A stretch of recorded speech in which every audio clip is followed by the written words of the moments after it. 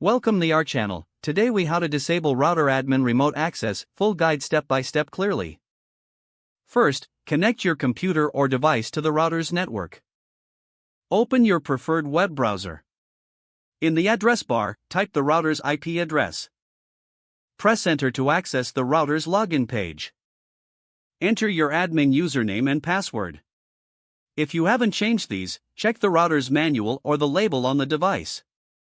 Once logged in, navigate to the Settings menu. Look for a section labeled Administration or Management. Find the option for Remote Access or Remote Management. Disable the Remote Access feature if it is enabled.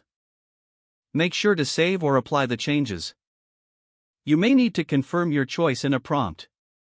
After saving, log out of the router's interface. Close the web browser to complete the process. Always ensure your device is safe and secure after making these changes. Consider further securing your network by changing the default admin password. Regularly check your router settings to ensure ongoing security. If the page does not load, refresh the browser or try again in a private or incognito window. Make sure you are using the correct email address, then retype it carefully to avoid small typos. If your password is not accepted, use the reset option and create a new strong password you can remember. Check your spam folder for verification or security emails, then complete any requested confirmation steps. Enable two-factor authentication if available to improve account security and reduce unauthorized access risk.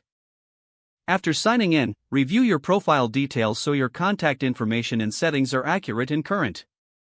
If you see an error message, note it down and try again after restarting your device and internet connection.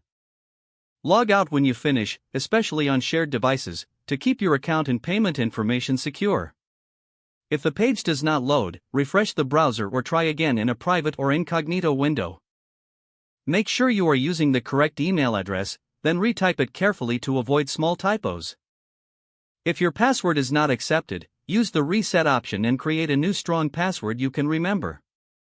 Check your spam folder for verification or security emails, then complete any requested confirmation steps. Enable two-factor authentication if available to improve account security and reduce unauthorized access risk. Don't forget to like this video and subscribe to our channel for more step-by-step tech guides.